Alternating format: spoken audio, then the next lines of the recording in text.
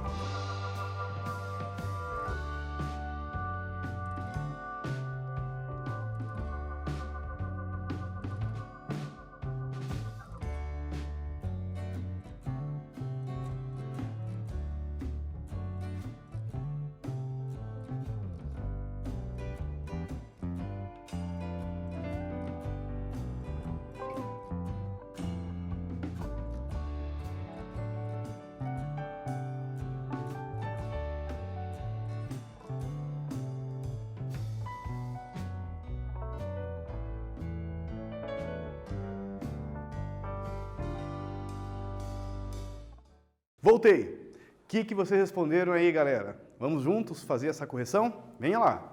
Do que se trata a imagem? Onde foi realizada essa descoberta? E o que encontraram? Como a descoberta foi apresentada e o que chamou a atenção? Você observando, vamos retomar aqui novamente. O que vocês imaginam que é aqui? Olha, de longe eu já consegui encontrar aqui que é o deus Anubis. Dá para ver, inclusive, vamos lá, não vou achar nada, como diz o outro, vou ficar quietinho aqui, mas esse aqui é o deus Anubis. Aqui parece a mão do arqueólogo, os pesquisadores, olha que legal, com um pincel. Olha que trabalho detalhado, minucioso. Eles vão tirando a poeira, as areias do Egito aos pouquinhos, até descobrir o sarcófago inteiro e o que tem dentro dele, né? Então aqui aparece a câmera, todo um trabalho de uma live dentro do YouTube, e isso me marcou bastante. A resposta ficaria assim. A imagem explica que o Egito apresentou ao vivo, louco, pela internet uma descoberta arqueológica na região da cidade de Saqqara, antiga Mênfis, uma necrópole de animais com sarcófagos. Foi encontrado muitos animais taxidermizados. Taxidermizados é a palavra que a gente usa para explicar os animais mumificados, assim como eram também os homens lá os seres humanos no Egito. A descoberta foi apresentada numa live, já falei, pelo canal do YouTube do Ministério do Turismo e Antiguidade do Egito, uma espécie de um canal oficial da cultura do Egito Antigo. Nessa aula vamos retomar o seguinte: o que são fontes históricas? Quais são as categorias de fonte histórica? E vamos estudar, para nós finalizarmos, qual a diferença entre passado e história. Vai lá, para nós começarmos, afinal, o que é fonte histórica? Olha, é o seguinte, fontes históricas é tudo aquilo, todos os vestígios do passado que permitem que o historiador desenvolva sua pesquisa e responda a questões referentes a ela. Podemos estender essa ideia de fontes históricas e para nós termos ali um entendimento que seria isso, podemos colocar de uma maneira natural. Por exemplo, testes de lascas de fogueira, carvão, também ajudam a fazer datações e descobrir sobre que tipo de lugares, onde habitavam os caçadores e tudo mais.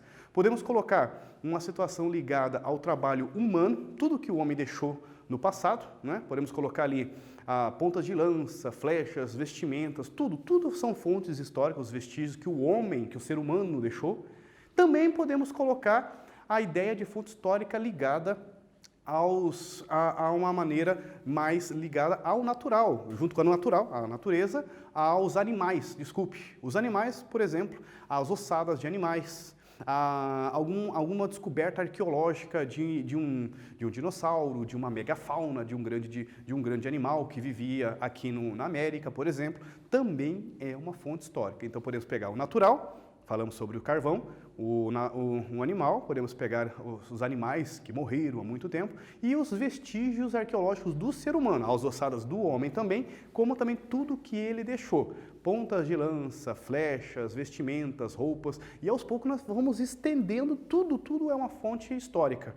Por exemplo, música, registros, imagens, fotografias, alguma coisinha, como dizer, um botão de uma camisa tua muito tempo atrás. É uma fonte histórica. Está falando de um período, está dizendo que material, algum lugar, onde você estava, está contando um registro, um momento seu da sua história. Olha que legal. Assim, nós também, aos poucos, os historiadores foram categorizando, explicando o que eram as fontes históricas e deixando ela de uma maneira mais simples, explicando que elas poderiam ser escritas, visuais, tudo aquilo que você vê, fotografias, pinturas, orais, tudo passado de pai para filho, né, as entrevistas, ou material, tudo aquilo que você pega, né, é considerado material. Por exemplo, as cerâmicas dos povos indígenas. Vamos lá. Como os historiadores dividem as fontes históricas? Existem duas divisões, também, além daquela outra categorização, tem outras divisões, outras nomenclaturas. Os historiadores dividem as fontes históricas em duas categorias: escritas, cartas, letras de canções, livros, jornais, revistas, documentos públicos, etc. E as não escritas: pintura, depoimento, orais, filmes, fotografias, utensílios, objetos variados. Dentro dessa categoria, do que é escrito, o que não é escrito, ou daqueles outros que nós falamos, oral, visual, material, tem esse facsímile. Uma carta é uma imagem mostrando a carta original de Pero Vaz de Caminha, quando ele veio com a esquadra de Pedro Álvares Cabral, em 1500, ele fez uma espécie de certidão de nascimento do Brasil, ele fez 7 páginas, 7 laudas, contando a sua primeira experiência, o que ele estava vendo aos olhos dele, um português, que tem uma funcionalidade, ele tinha um objetivo fazer essa carta. Um dos 5 navios da grande esquadra de Cabral voltou com essa carta para o rei Dom Manuel, onde ele vai levar uma espécie de cartório para registrar, garantir posse das terras. Está começando a colonização portuguesa na América. É um documento muito importante para Portugal na época, e isso nos dá vários tipos de vestígios, e vamos trazer uma discussão. Afinal, o documento escrito, ele traz uma visão apenas do que o documento quer passar e quem escreveu ele passa tudo aquilo que nós podemos entender sobre uma versão histórica mais contundente? Então vamos trazer essa discussão para vocês aqui. Primeiro, então, a Carta de Caminha fala do aportamento da expedição de Cabral, Pedro Álvares Cabral, nas terras brasileiras em 1500. Fontes escritas, explicando aqui que são o que os historiadores utilizam há mais tempo. Os historiadores mais antigos, os historiadores tradicionais, vamos falar assim, lá no século, há uns 200 anos, 150 anos atrás, quando os primeiros historiadores começaram a pensar um método, tudo mais, eles eram chamados inclusive de positivistas, e eles começaram a falar o seguinte: olha, somente a fonte escrita oficial, documentos oficiais são válidos para escrever a história. E aí, será que isso é verdade? Será que só os documentos podem ser uma fonte histórica, pode ser um documento que conta sobre o passado, da história, da humanidade e tudo mais? No início, os historiadores só usavam isso. O problema é que usar apenas os documentos traz apenas uma versão, a versão do que está no documento. E isso leva a ter uma história meio que oficial, mais engessada, sem que a gente possa discutir outras possibilidades, não é verdade? Aí o resultado. Durante um período, os documentos oficiais eram as principais fontes históricas e contribuíam para construir uma história oficial sobre um determinado fato. Parece, não, se não usou documento oficial, não é uma história oficial, não está valendo. Será que está certo isso?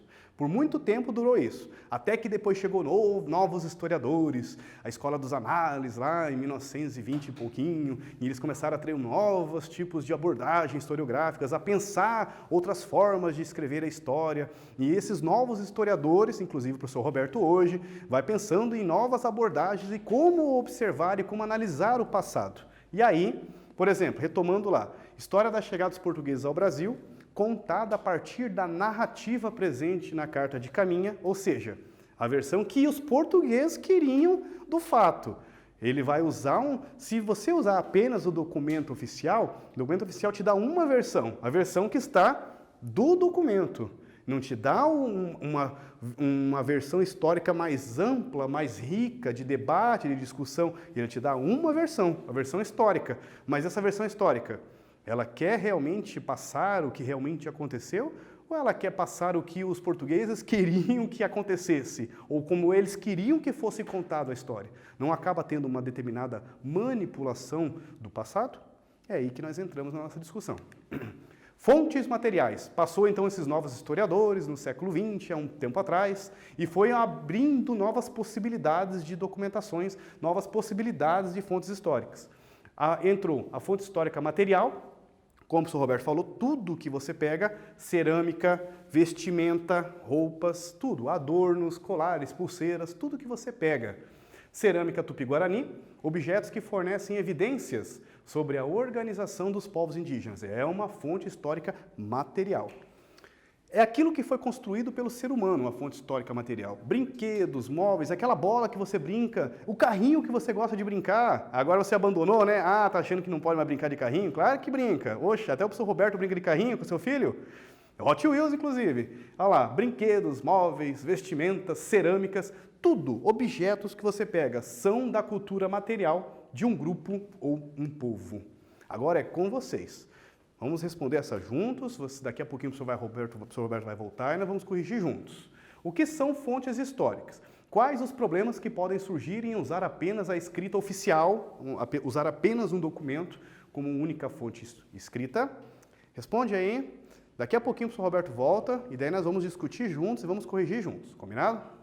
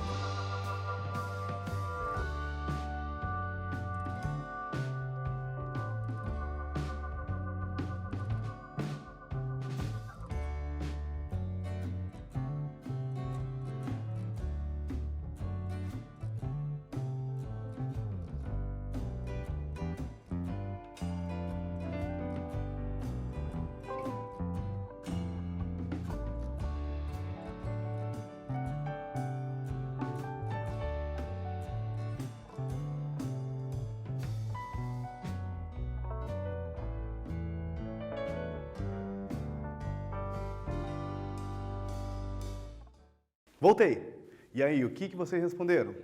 Podemos pensar assim, o que são fontes históricas? O professor Roberto perguntou para vocês. Quais os problemas que podem surgir em usar apenas a escrita oficial como única fonte escrita? Vamos lá, dá para nós colocarmos que fontes históricas são todos os vestígios do passado que permitem o historiador desenvolva a sua pesquisa e responda a questões referentes a elas. As fontes históricas podem ser escritas, visuais, orais ou materiais.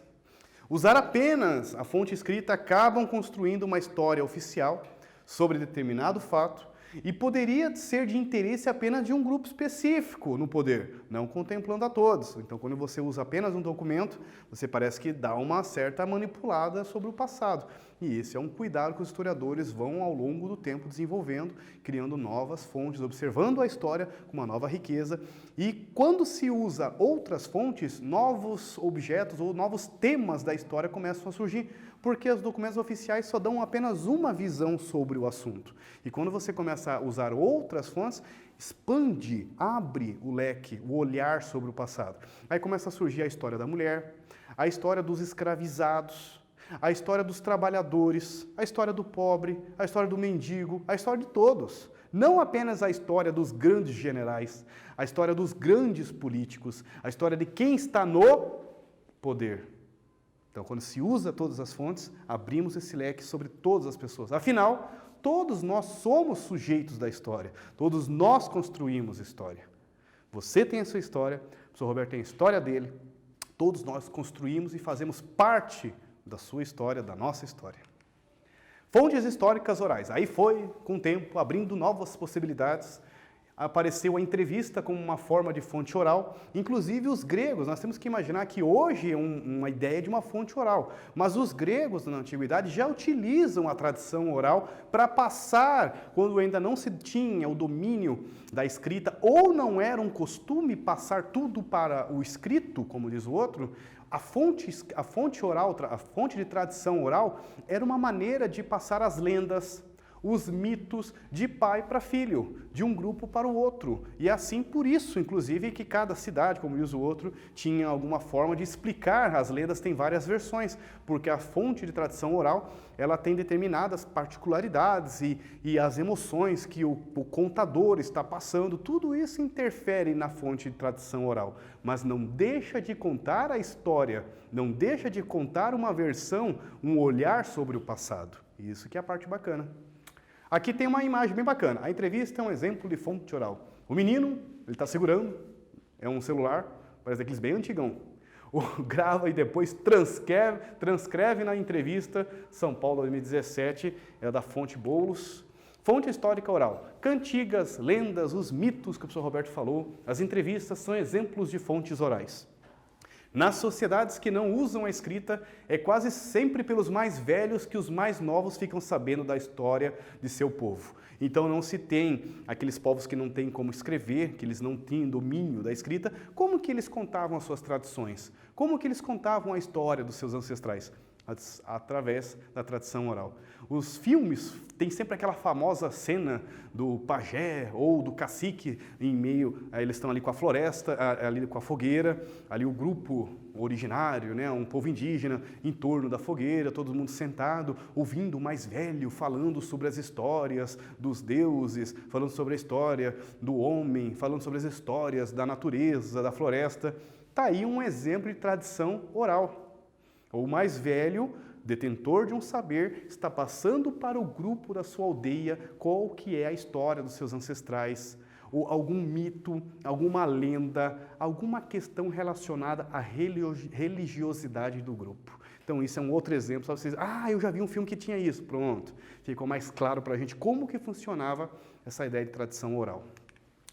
Tem também as fontes históricas visuais. Aqui nós temos uma fotografia.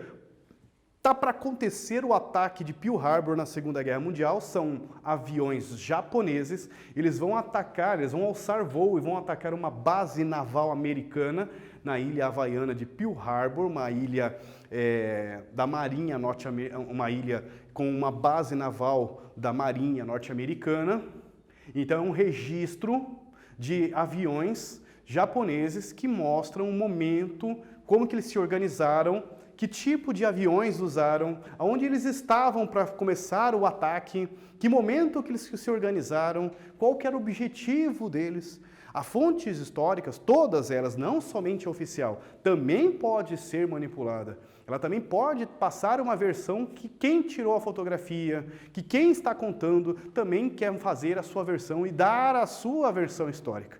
Aí que vem o trabalho do historiador, confrontar as fontes, falar se aquilo é real, aquilo não é real, no sentido de pesquisar, analisar quem fez, como, onde, por que ele fez essa fotografia. As fotografias também podem ser manipuladas, é isso que o professor Roberto quer dizer. Tem muitos relatos da Segunda Guerra Mundial, dos países que queriam passar para a sua sociedade, para o seu país que estavam ganhando, mesmo eles estando perdendo a guerra, eles tiravam fotografias mostrando batalhas que estavam sendo, momentos que eles estavam vencendo, tudo simulação. Tiravam foto de aviões que estavam em ataques e tudo mais, para passar a imagem que estavam ganhando a guerra, para que a população, para que seu país não ficasse desanimado, para que não acontecesse deserções, ou seja, as pessoas fugindo da guerra, e para que o governo também tivesse determinada estabilidade junto com a população, né? Para que ele conseguisse, né, pegar as pessoas para que eles fossem para a guerra. Então, também temos que ter um cuidado quanto todas as fontes, não somente a fonte oral, a fonte escrita oficial. A imagem, todas as fontes também podem e devemos ter um cuidado e analisar, e aí entra o trabalho do método do historiador. Olha lá. Fontes históricas visuais podem ser fotografias, pinturas, desenhos e cartões postais. Agora é com vocês. Descreva as diferenças entre fontes históricas oral, visual. Faça para nós aí. Daqui a pouquinho o professor Roberto volta com vocês e vamos corrigir junto. Combinado?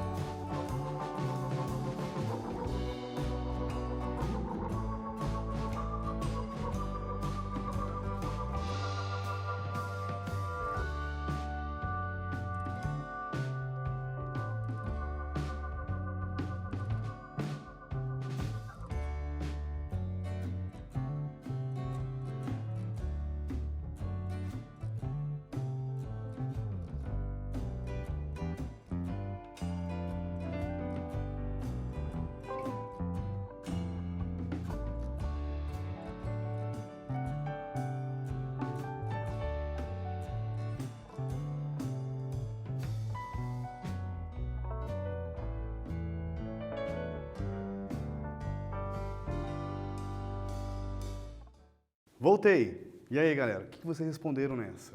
Descreva as diferenças entre fontes históricas oral e visual. Dá para nós colocarmos que a fonte oral pode ser gravada, depois precisa ser transcrita, ou seja, passado para o papel, ou como nos povos da antiguidade, passada numa tradição oral de pai para filho ou de grupo, né? Do mais velho para os mais jovens do grupo. Já a fonte visual são fotografias, pinturas, cartões postais, desenhos, enfim, representado numa imagem, tudo aquilo que você vai ver. Conhecimento histórico. Para a produção do conhecimento histórico, o historiador investiga, pesquisa, busca saber a relação entre passado e presente. Para isso é preciso seguir alguns passos. Esses passos nós chamamos de metodologia, ou seja, como que o professor de história, como que os historiadores produzem o saber historiográfico, a história. Lembrando que história e passado são diferentes. Passado é aquilo que realmente aconteceu. Já a história é a escrita sobre o passado. O tempo passado, ele é o tempo único e irrepetível. Parafraseando com Walter Benjamin, um dos pensadores que se debruçam sobre a reprodutibilidade técnica e os pensamentos em torno do passado e tudo mais, ele fala que o passado só acontece uma vez na sua vida. É o teu aniversário de 11 anos, o teu aniversário de 10 anos, aconteceu uma vez. Não vai ter como repetir. Dá para repetir o aniversário no ano que vem, mas vai ser o de 12, vai ser o de 13. O aniversário de 10 aconteceu uma vez na sua vida e não acontece mais. É o passado. Agora, a escrita, a história sobre o teu aniversário passa a ser a escrita. Se você sentar, se debruçar, analisar as fotografias, ver os brinquedos, os presentes que você ganhou no dia do teu aniversário, aí passa a ser a história sobre o teu aniversário. Aí você passa a ter a escrita do teu aniversário. E aí você tem o que nós chamamos de registro histórico. Usando o quê? Usando um método, tem que ter todo um cuidado, uma análise. Não é literatura, que você senta embaixo de uma árvore, bem inspirado, como diz o outro, e escreve o que você gosta sobre histórias, romances, amores, aventuras, não é? Guerras e tudo mais. Não, história tem que se debruçar nas fontes históricas. Teu aniversário poderia ter brinquedo, a bola, quem que ganhou a bola, quem que deu esse presente, quem que estava na fotografia, como que foi tirada, aonde que estava, estava na casa, não, estava num clube. Aí você vai tecendo, escrevendo, fazendo a história do teu aniversário. Mas o passado, o teu aniversário, aconteceu apenas uma vez.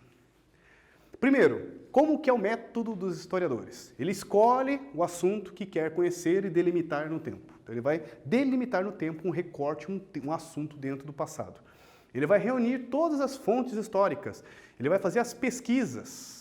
Lembra naquela aula passada da tradição dos povos umbu? O professor Roberto falou que foi estagiário no Museu de São José dos Pinhais e ele teve acesso a uns arquivos, ao acervo com fotografias dos arqueólogos que trabalharam nos sítios arqueológicos. Pronto, eu tinha uma fonte histórica.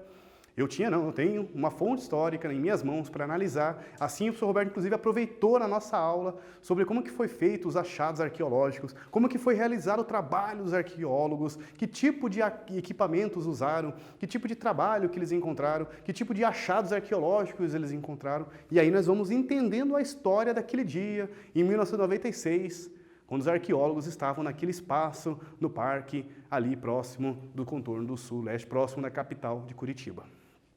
Depois ele vai fazer o quê? O historiador vai organizar, vai verificar a veracidade, a verdade das fontes históricas.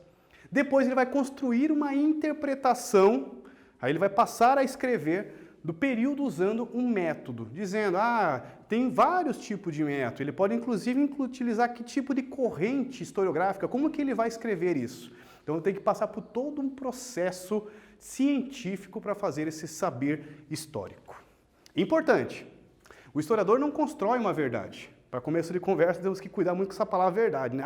Existe uma verdade. Não, existe verdades e não a verdade absoluta. Na verdade, nós temos interpretações sobre o passado, nós temos situações, olhares que você pode levantar, hipóteses sobre o passado, mas uma verdade absoluta, isso nós temos que discutir muito, inclusive no presente, sobre essa ideia de verdade absoluta. completa e definitiva. O que escreve é uma versão, uma interpretação da história, que pode ser criticada ou até mesmo superada, trazer novas fontes, novas abordagens, novas pesquisas, com novas descobertas sobre fontes históricas. Isso faz parte da produção do que nós chamamos de ciência. É com vocês. Respondam esse quiz sobre as questões relacionadas a fontes históricas. Daqui a pouquinho nós voltamos e corrigimos ela junto, combinado?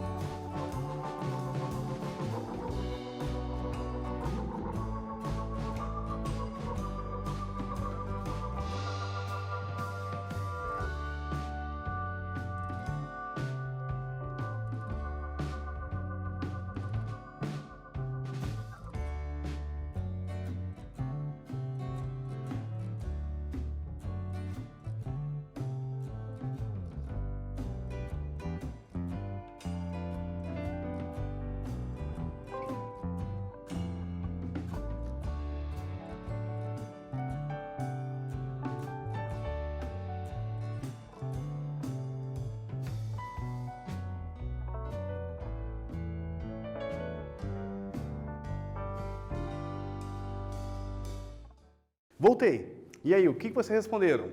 Marque X na alternativa correta. Fontes históricas podem ser escritas e não escritas. Fontes históricas verdadeiras são apenas as escritas. Opa! Historiadores sempre usam fontes não escritas. Fontes não escritas não são fiéis, não são confiáveis. Letra A, marque X na resposta correta. Fontes escritas podem ser escritas e não escritas. Quiz 2. Marque X na alternativa incorreta, a alternativa que está errada. Daqui a pouquinho nós voltamos e corrigimos ela junto, combinado?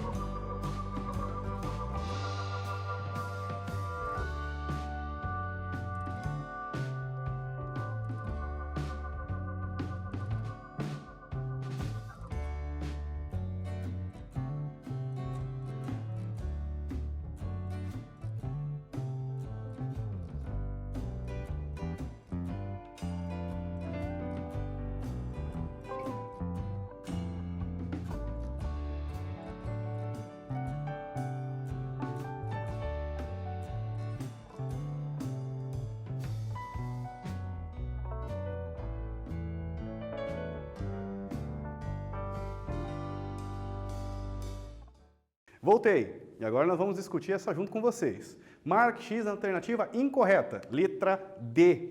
Para a construção do conhecimento histórico, o historiador busca a relação entre passado e futuro. Vamos lá, né, pessoal? Nosso foco, os historiadores, tem todo um cuidado para analisar as fontes e interpretar o passado. Quem sabe entendermos como chegamos, inclusive, aqui, entendermos o presente, podemos, inclusive, dar algumas hipóteses e analisar cuidados quanto ao futuro, mas não entender a relação entre passado e futuro. Isso fica completamente equivocado, tudo bem? Eu vou fechando com vocês aqui. Nós retomamos nessa aula a escrita da história,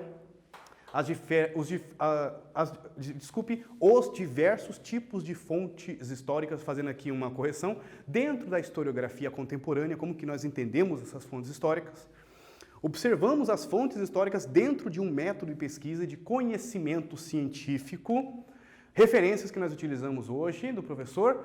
Fecho por aqui, muito obrigado a todos vocês. Puxa vida, como sempre, espero que vocês tenham também aprendido um pouquinho nessa aula, como eu também estou aprendendo muito com todos vocês. Como sempre, aquele jargão meu já, né? Muito foco nos estudos, força, fé no coração. Até a próxima. Valeu, galera!